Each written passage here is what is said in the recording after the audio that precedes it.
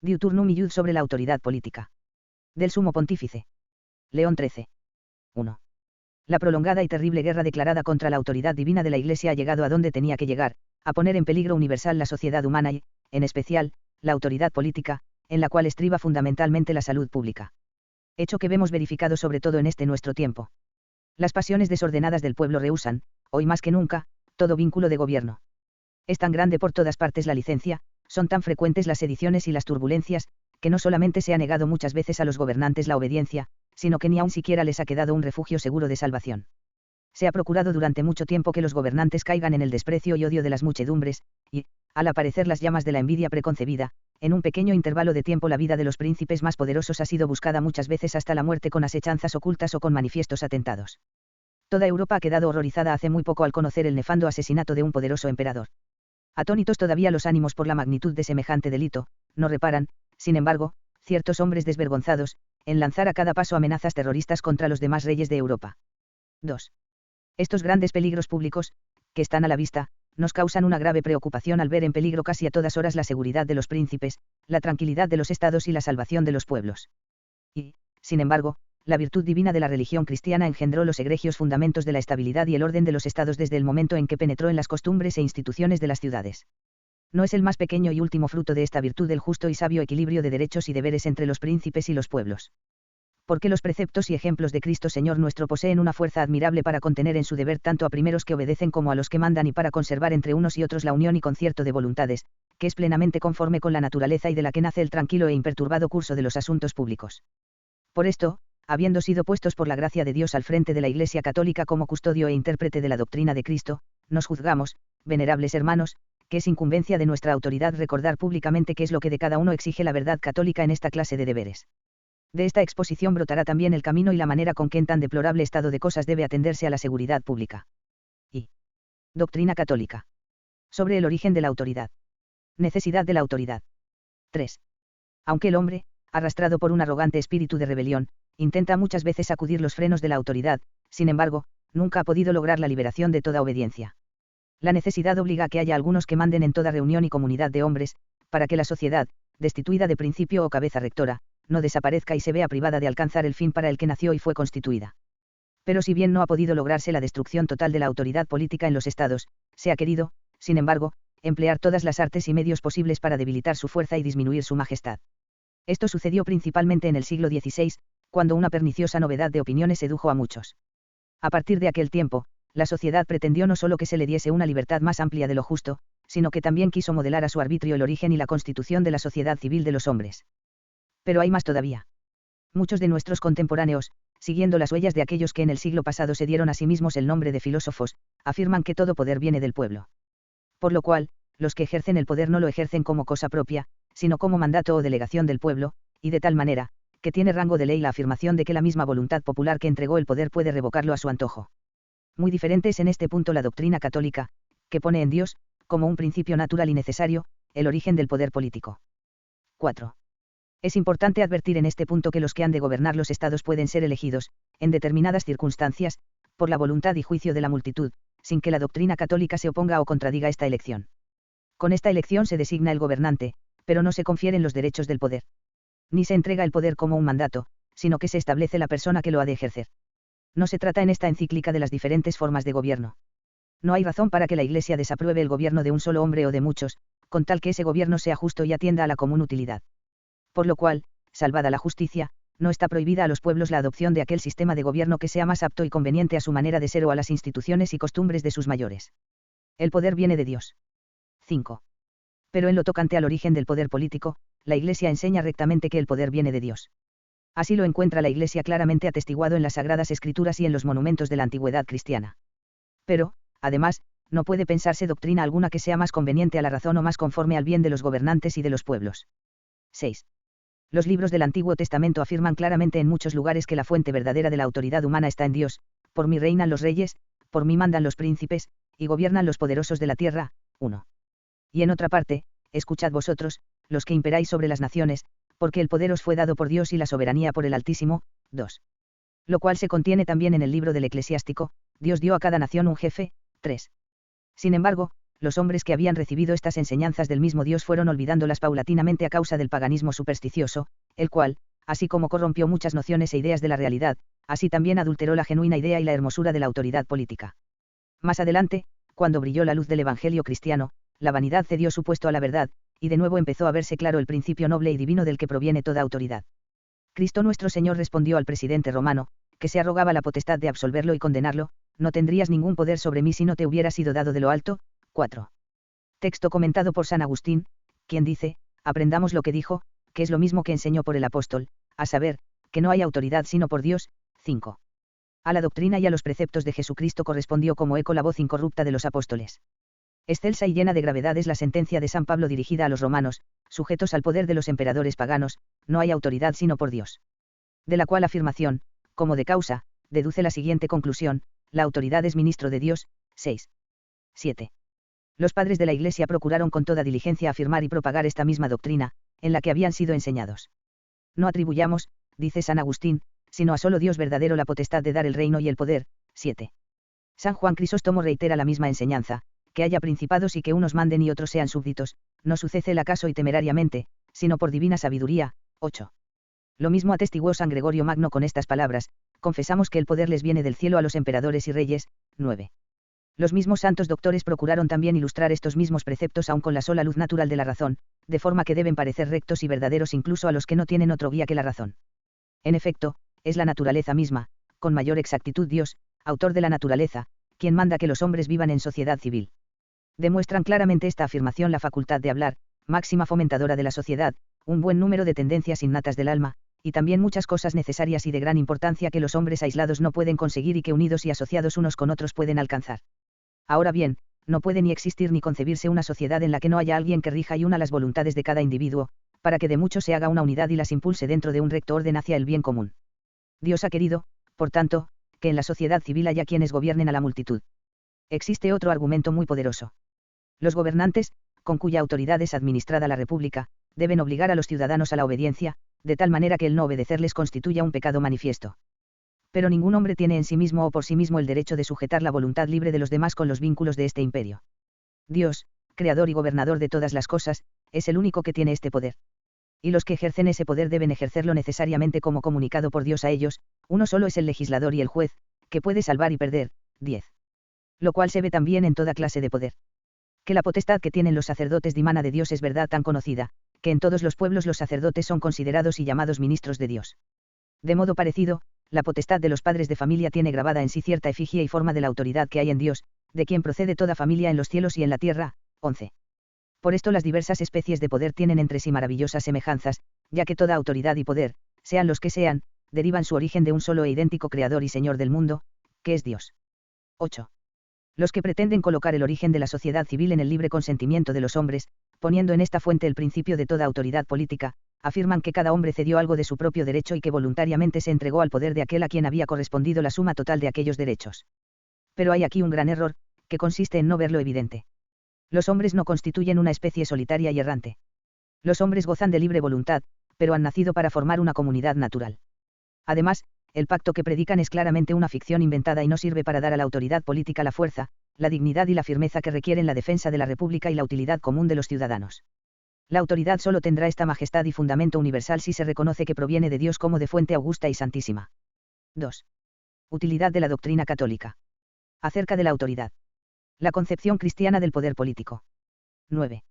Es imposible encontrar una enseñanza más verdadera y más útil que la expuesta.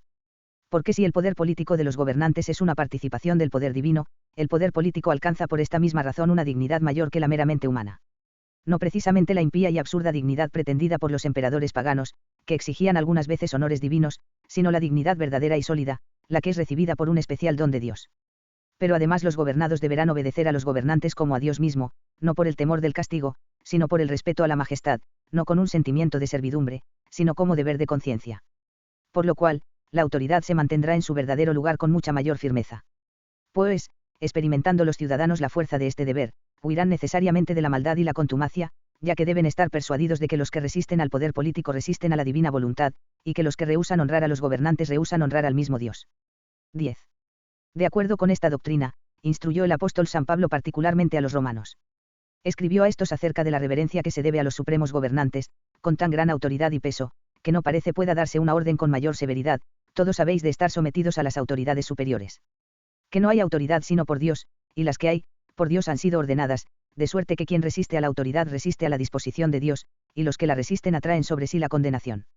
Es preciso someterse no solo por temor del castigo, sino por conciencia. 12. Y en esta misma línea se mueve la noble sentencia de San Pedro, príncipe de los apóstoles: por amor del Señor estad sujetos a toda autoridad humana, constituida entre vosotros, ya al emperador, como soberano, ya a los gobernadores, como delegados suyos, para castigo de los malhechores y elogio de los buenos. Tal es la voluntad de Dios. 13. 11. Una sola causa tienen los hombres para no obedecer, cuando se les exige algo que repugna abiertamente al derecho natural o al derecho divino. Todas las cosas en las que la ley natural o la voluntad de Dios resultan violadas no pueden ser mandadas ni ejecutadas. Sí, pues, sucede que el hombre se ve obligado a hacer una de dos cosas: o despreciar los mandatos de Dios, o despreciar la orden de los príncipes. Hay que obedecer a Jesucristo, que manda dar al César lo que es del César y a Dios lo que es de Dios. 14. A ejemplo de los apóstoles, hay que responder animosamente: es necesario obedecer a Dios antes que a los hombres. 15.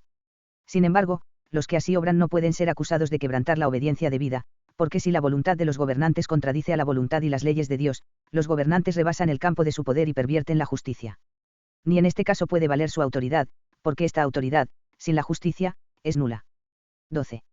Pero para que la justicia sea mantenida en el ejercicio del poder, interesa sobremanera que quienes gobiernan los estados entiendan que el poder político no ha sido dado para el provecho de un particular y que el gobierno de la República no puede ser ejercido para utilidad de aquellos a quienes ha sido encomendado, sino para bien de los súbditos que les han sido confiados. Tomen los príncipes ejemplo de Dios óptimo máximo, de quien les ha venido la autoridad. Propónganse la imagen de Dios en la administración de la República, gobiernen al pueblo con equidad y fidelidad y mezclen la caridad paterna con la severidad necesaria. Por esta causa las sagradas letras avisan a los príncipes que ellos también tienen que dar cuenta algún día al Rey de los Reyes y Señor de los Señores. Si abandonan su deber, no podrán evitar en modo alguno la severidad de Dios. Porque, siendo ministros de su reino, no juzgasteis rectamente. Terrible y repentina vendrá sobre vosotros, porque de los que mandan se ha de hacer severo juicio.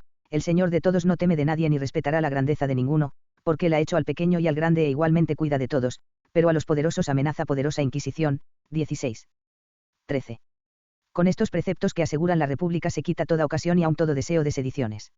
Y quedan consolidados en lo sucesivo, al honor y la seguridad de los príncipes, la tranquilidad y la seguridad de los estados. Queda también salvada la dignidad de los ciudadanos, a los cuales se les concede conservar, en su misma obediencia, el decoro adecuado a la excelencia del hombre. Saben muy bien que a los ojos de Dios no hay siervo ni libre, que hay un solo Señor de todos, rico para todos los que lo invocan. 17, y que ellos están sujetos y obedecen a los príncipes, porque estos son en cierto modo una imagen de Dios, a quien servir es reinar. 18. Su realización histórica. 14. La Iglesia ha procurado siempre que esta concepción cristiana del poder político no solo se imprima en los ánimos, sino que también quede expresada en la vida pública y en las costumbres de los pueblos. Mientras en el trono del Estado se sentaron los emperadores paganos, que por la superstición se veían incapacitados para alcanzar esta concepción del poder que hemos bosquejado, la Iglesia procuró inculcarla en las mentes de los pueblos, los cuales, tan pronto como aceptaban las instituciones cristianas, debían ajustar su vida a las mismas. Y así los pastores de las almas, renovando los ejemplos del apóstol San Pablo, se consagraban, con sumo cuidado y diligencia, a predicar a los pueblos que vivan sumisos a los príncipes y a las autoridades y que los obedezcan. 19. Asimismo, que orasen a Dios por todos los hombres, pero especialmente por los emperadores y por todos los constituidos en dignidad, porque esto es bueno y grato ante Dios nuestro Salvador. 20. De todo lo cual los antiguos cristianos nos dejaron brillantes enseñanzas, pues siendo atormentados injusta y cruelmente por los emperadores paganos, jamás dejaron de conducirse con obediencia y con sumisión, en tales términos que parecía claramente que iban como a porfía los emperadores en la crueldad y los cristianos en la obediencia. Era tan grande esta modestia cristiana y tan cierta la voluntad de obedecer, que no pudieron ser oscurecidas por las maliciosas calumnias de los enemigos. Por lo cual, aquellos que habían de defender públicamente el cristianismo en presencia de los emperadores, demostraban principalmente con este argumento que era injusto castigar a los cristianos según las leyes, pues vivían de acuerdo con estas a los ojos de todos, para dar ejemplo de observancia. Así hablaba Atenágoras con toda confianza a Marco Aurelio y a su hijo Lucio Aurelio Cómodo: permitís que nosotros, que ningún mal hacemos, antes bien nos conducimos con toda piedad y justicia, no solo respecto a Dios, sino también respecto al imperio, seamos perseguidos, despojados, desterrados. 21. Del mismo modo alababa públicamente Tertuliano a los cristianos, porque eran, entre todos, los mejores y más seguros amigos del imperio. El cristiano no es enemigo de nadie, ni del emperador, a quien, sabiendo que está constituido por Dios, debe amar, respetar, honrar y querer que se salve con todo el imperio romano. 22. Y no dudaba en afirmar que en los confines del imperio tanto más disminuía el número de sus enemigos cuanto más crecía el de los cristianos. Ahora tenéis pocos enemigos, porque los cristianos son mayoría, pues en casi todas las ciudades son cristianos casi todos los ciudadanos. 23. También tenemos un insigne testimonio de esta misma realidad en la epístola a Diogneto, la cual confirma que en aquel tiempo los cristianos se habían acostumbrado no solo a servir y obedecer las leyes, sino que satisfacían a todos sus deberes con mayor perfección que la que les exigían las leyes. Los cristianos obedecen las leyes promulgadas y con su género de vida pasan más allá todavía de lo que las leyes mandan. 24. 15. Sin embargo, la cuestión cambiaba radicalmente cuando los edictos imperiales y las amenazas de los pretores les mandaban separarse de la fe cristiana o faltar de cualquier manera a los deberes que ésta les imponía. No vacilaron entonces en desobedecer a los hombres para obedecer y agradar a Dios. Sin embargo, incluso en estas circunstancias no hubo quien tratase de promover sediciones ni de menoscabar la majestad del emperador, ni jamás pretendieron otra cosa que confesarse cristianos, serlo realmente y conservar incólume su fe. No pretendían oponer en modo alguno resistencia, sino que marchaban contentos y gozosos, como nunca, al cruento potro, donde la magnitud de los tormentos se veía vencida por la grandeza de alma de los cristianos. Por esta razón se llegó también a honrar en aquel tiempo en el ejército la eficacia de los principios cristianos. Era cualidad sobresaliente del soldado cristiano hermanar con el valor a toda prueba el perfecto cumplimiento de la disciplina militar y mantener unida a su valentía la inalterable fidelidad al emperador. Solo cuando se exigían de ellos actos contrarios a la fe o la razón, como la violación de los derechos divinos o la muerte cruenta de indefensos discípulos de Cristo, solo entonces rehusaban la obediencia al emperador, prefiriendo abandonar las armas y dejarse matar por la religión antes que rebelarse contra la autoridad pública con motines y sublevaciones. 16. Cuando los estados pasaron a manos de príncipes cristianos, la Iglesia puso más empeño en declarar y enseñar todo lo que hay de sagrado en la autoridad de los gobernantes. Con estas enseñanzas se logró que los pueblos, cuando pensaban en la autoridad, se acostumbrasen a ver en los gobernantes una imagen de la majestad divina, que les impulsaba a un mayor respeto y amor hacia aquellos. Por lo mismo, sabiamente dispuso la Iglesia que los reyes fuesen consagrados con los ritos sagrados, como estaba mandado por el mismo Dios en el Antiguo Testamento. Cuando la sociedad civil, surgida de entre las ruinas del Imperio Romano, se abrió de nuevo a la esperanza de la grandeza cristiana, los romanos pontífices consagraron de un modo singular el poder civil con el Imperium Sacrum. La autoridad civil adquirió de esta manera una dignidad desconocida. Y no hay duda que esta institución habría sido grandemente útil, tanto para la sociedad religiosa como para la sociedad civil, si los príncipes y los pueblos hubiesen buscado lo que la Iglesia buscaba. Mientras reinó una concorde amistad entre ambas potestades, se conservaron la tranquilidad y la prosperidad públicas.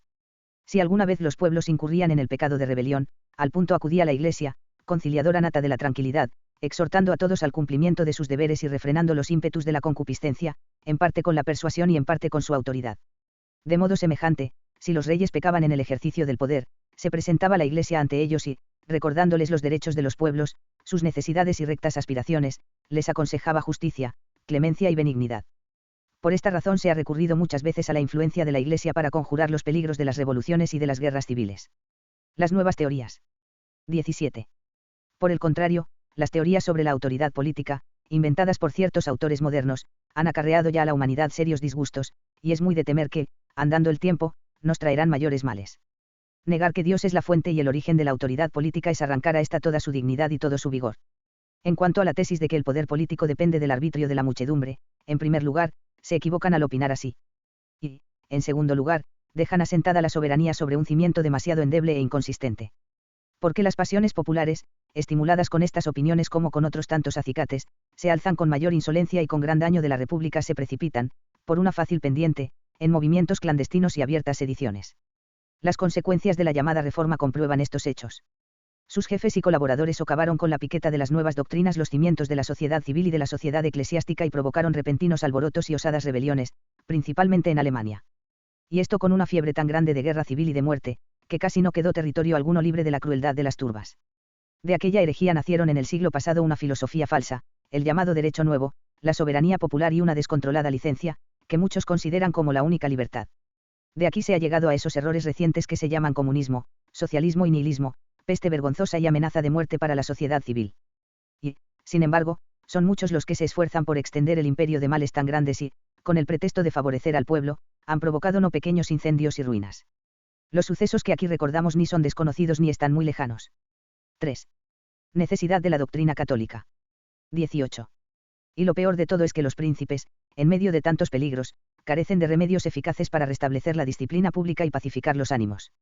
Se arman con la autoridad de las leyes y piensan que podrán reprimir a los revoltosos con penas severas. Proceden con rectitud. Pero conviene advertir seriamente que la eficacia del castigo no es tan grande que pueda conservar ella sola el orden en los estados. El miedo, como enseña Santo Tomás, es un fundamento débil, porque los que se someten por miedo, cuando ven la ocasión de escapar impunes, se levantan contra los gobernantes con tanta mayor furia cuanto mayor ha sido la sujeción forzada, impuesta únicamente por el miedo. Y, además, el miedo exagerado arrastra a muchos a la desesperación, y la desesperación se lanza audazmente a las más atroces resoluciones. 25. La experiencia ha demostrado suficientemente la gran verdad de estas afirmaciones. Es necesario, por tanto, buscar una causa más alta y más eficaz para la obediencia. Hay que establecer que la severidad de las leyes resultará infructuosa mientras los hombres no actúen movidos por el estímulo del deber y por la saludable influencia del temor de Dios. Esto puede conseguirlo como nadie la religión. La religión se insinúa por su propia fuerza en las almas, doblega la misma voluntad del hombre para que se una a sus gobernantes no solo por estricta obediencia, sino también por la benevolencia de la caridad, la cual es en toda sociedad humana la garantía más firme de la seguridad. 19. Por lo cual hay que reconocer que los romanos pontífices hicieron un gran servicio al bien común cuando procuraron quebrantar la inquieta e hinchada soberbia de los innovadores advirtiendo el peligro que estos constituían para la sociedad civil. Es digna de mención a este respecto la afirmación dirigida por Clemente VII a Fernando, rey de Bohemia y Hungría: en la causa de la fe va incluida también la dignidad y utilidad, tanto tuya como de los demás soberanos, pues no es posible atacar a la fe sin grave ruina de vuestros propios intereses, lo cual se ha comprobado recientemente en algunos de esos territorios. En esta misma línea ha brillado la providente firmeza de nuestros predecesores, especialmente de Clemente XII, Benedicto XIV y León XII, quienes, al ver cundir extraordinariamente la epidemia de estas depravadas teorías y al comprobar la audacia creciente de las sectas, hicieron uso de su autoridad para cortarles el paso y evitar su entrada. Nos mismos hemos denunciado muchas veces la gravedad de los peligros que nos amenazan.